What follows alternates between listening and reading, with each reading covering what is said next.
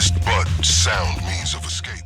Boy, you have no idea about the sound escape you're gonna witness now. Anyways, hi and welcome to another tips and tricks video where I'm gonna be showing you how to skip the police chase to a minimum with a trick at the end only a few people actually know, and I can tell right away you're gonna like it. And what you just saw was one part of two. So let's go back to the garage and see how it works. First of all you have to do is go to the side of this red toolbox and then switch to first person mode. Once you reach the side, then look in a slight angle like I do. It doesn't have to be perfectly the same, but in a similar fashion. And once you're in position, simply press jump and forward at the same time. And once you're on the box, look right immediately and press forward at the same time. Pressing right along with it might help you to push through. The magic behind this is that you will partially breach the wall thanks to the character's animation, and the forward button will force you through the rest of the wall should you not make it completely through. So now just a recap in slow motion so you can see how it works frame by frame and maybe better understand the technique. Forward and jump. Look right and push forward. And that's it for the first part. Once you respawn in the middle of the city, you'll still have a wanted level, and to get rid of it quickly, watch this. Now that you respawn somewhere around this area, look for a large bush your size and simply jump inside it. The police will circle around you, but if no one saw you hiding and your minimap is not red, they will ignore you 9 out of 10 times completely, making this one of the best ways how to lose a wanted level fast with little effort. As you can see, the hero's right above me and police officers on foot in my line of sight, but since they do not see me, I am not wanted anymore in a matter of seconds.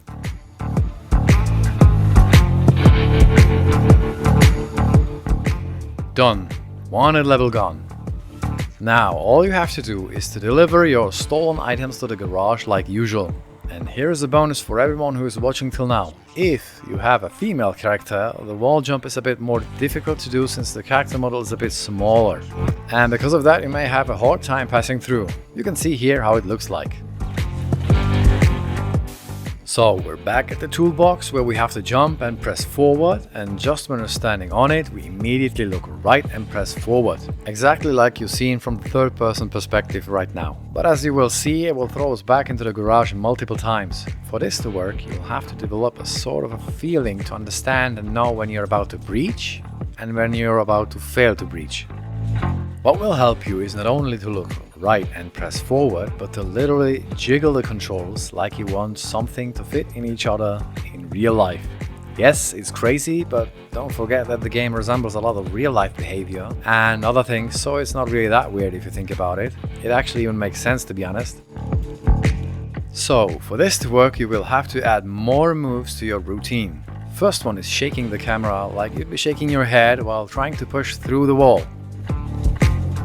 Second, you might want to use your left and right keys, or buttons or whatever, and try to jiggle them along with your forward movement. Use them only when you see you're almost past the wall, but you kind of feel that you're not fully past. And this is the best I can give you on the way, since you now have to test and train yourself.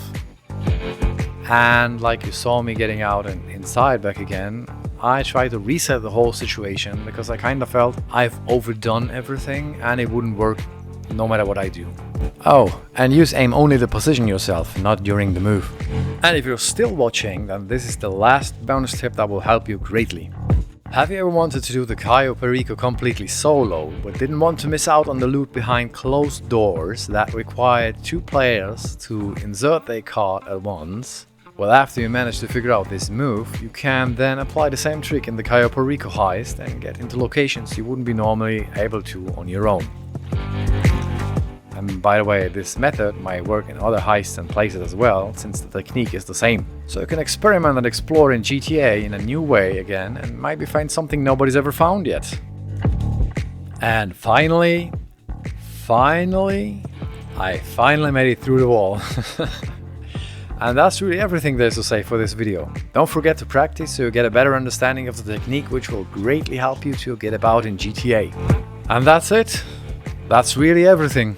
I'd appreciate if you leave a like if you found this helpful, leave a comment if you like to, and maybe a sub, but only if you really feel like it, as I do not want to pressure anyone into anything.